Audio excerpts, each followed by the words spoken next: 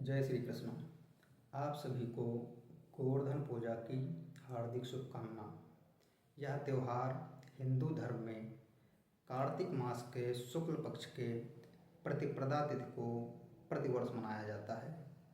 यह वही त्यौहार है जिसमें लोग एक पर्वत की उपासना करते हैं, अन्न का पहाड़ बनाकर भगवान को अर्पित करते हैं। सुनने में थोड़ा आश्चर्य लग रहा होगा कि लोग अपने धार्मिक आध्यात्मिक उन्नति के लिए पर्वत की उपासना क्यों करते हैं, लेकिन अब गोवर्धन पूजा के इतिहास के बारे में आप जब जान जाएंगे तो आप लोगों का भी यह एक पसंदीदा त्यौहार बन जाएगा। बात द्वापर युग की है। ब्रजधाम में बहुत ही धूमधाम के साथ यज्ञ की तैयारियां चल रही थी। सारे ब्रज के लोग बहुत ही हर्ष और उल्लास के साथ यज्ञ की तैयारी में लगे हुए थे। उस समय श्री कृष्ण की एज 7 वर्ष की थी। तो भगवान श्री कृष्ण के मन में प्रश्न पैदा हुआ, आखिर गोकुल के लोग इतनी धूमधाम के साथ किस चीज़ की तैयारी में लगे हुए हैं। भगवान श्री कृष्ण नंद बाबा के पास जाते हैं और पूछते हैं, बाबा सारे ब्रज के लोग किस चीज़ की तैयारी में लगे हुए हैं। तो नंद बाबा प्रश्न का उत्तर देते हैं, बेटा हम सभी लोग ब्रज के लोग देवराज इंद्र को प्रसन्न करने के लिए यज्ञ करते हैं। तो सारे ब्रज के लोग उसी यज्ञ की तैयारी में लगे हुए हैं, क्योंकि देवराज इंद्र वर्षा करवाते हैं, वर्षा के देवता हैं। वर्षा के कारण ही हम लोगों की फसलें होती हैं और हम लोगों को अन्न प्राप्त होता है। अब भगवान श्री कृष्ण समझ गए थे कि ब्रजवासियों के इस कार्य से देवराज इंद्र को अहंकार आ गया है। तो भगवान श्री कृष्ण मन ही मन सोच रहे थे, अब इनके अहंकार को तोड़ना पड़ेगा। भाइयों, हम लोगों के अंदर हम लोगों का जब विकास होता है, भौतिक संपत्ति बढ़ती है, भौतिक ज्ञान बढ़ सकता है, आध्यात्मिक ज्ञान बढ़ता है। इन चीज़ों के बढ़ने के साथ साथ अगर व्यक्ति के अंदर अहंकार बढ़ने लग जाता है तो भगवान उन व्यक्तियों के अहंकार को तोड़ने के लिए ऐसी परिस्थितियां बना देते हैं कि उनका अहंकार अपने आप टूट जाता है। तो भगवान श्री कृष्ण ने नंद बाबा से कहा, बाबा आप लोग देवराज इंद्र की उपासना क्यों करते हैं? हमें तो इस पर्वत की उपासना करनी चाहिए। इस पर्वत से हमें लकड़ियाँ मिलती हैं, फल मिलते हैं, फूल मिलते हैं, हम लोगों की गायें भी चरने जाती हैं। तो हम लोगों को इस पर्वत की उपासना करनी चाहिए। अब श्री कृष्ण सारे ब्रजवासियों के लिए, नंद बाबा के लिए बहुत ही प्रिय थे। इनकी बात को कौन टाल सकता है। अब सभी का ध्यान उस यज्ञ से हटकर इस गोवर्धन पर्वत की पूजा की तरफ हो गया। सब लोग उस पूजा की तैयारी में लग गए। अब भगवान श्री कृष्ण के इस कृत्य को देखकर देवराज इंद्र को बहुत ही गुस्सा आई और उन्होंने अपने घनघोर बादलों को आदेश दिया, जाओ और गोकुल धाम को जलमग्न कर दो। सारे बादल आते हैं और भयंकर बारिश करते हैं। चारों तरफ त्राही त्राही मचने लग जाती है। सारा गोकुल धाम डूबने लग जाता है। अब श्री कृष्ण जी क्या करते हैं, चीख पुकार सुनकर भगवान श्री कृष्ण उस गोवर्धन पर्वत को अपने बाएं हाथ की सबसे छोटी उंगली पर उठा लेते हैं।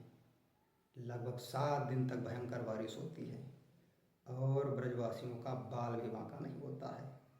सारे ब्रजवासी, उनकी गायें, सारे लोग उस पर्वत के नीचे रहते हैं। अंत में हतोत्साहित होकर देवराज इंद्र भगवान श्री कृष्ण के पैरों पर गिर जाते हैं, नतमस्तक हो जाते हैं और माफ़ी मांगते हैं। तभी से जो है हमारे देश में प्रतिवर्ष गोवर्धन पूजा का त्यौहार मनाया जाता है। याद रखिए, यह त्यौहार, गोवर्धन पूजा का त्यौहार सिर्फ भगवान की उपासना करना नहीं होता है, इसमें प्रकृति की उपासना भी होती है। क्योंकि गोवर्धन पूजा वाले दिन जो पर्वत बनाया जाता है, जीव जंतु बनाए जाते हैं, वो प्राकृतिक चीज़ों से बनाए जाते हैं। वो प्राकृतिक चीज़ों जैसे गोबर, मिट्टी आदि से बनाए जाते हैं। तो भगवान की उपासना के साथ साथ प्रकृति की भी उपासना होती है। तो एक बार आप लोगों को गोवर्धन पूजा की पुनः हार्दिक शुभकामना। अब एक कृष्ण भजन का आनंद लेते हैं। मंद मंद मुस्कानियाँ पर बलिहार सांवरे, बलिहार सांवरे। मंद मंद मुस्कानियाँ पर बलिहार सांवरे, बलिहार सांवरे।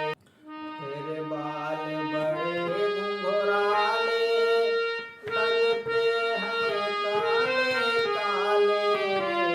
तेरे बाल बड़े घुंघराले लगते हैं काले काले।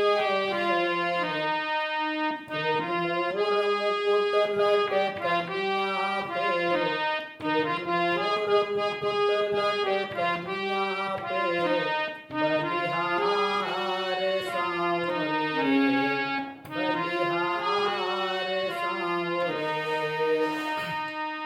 तेरी मंद मंद मुस्कानियाँ पे बलिहार सांवरे, बलिहार सांवरे।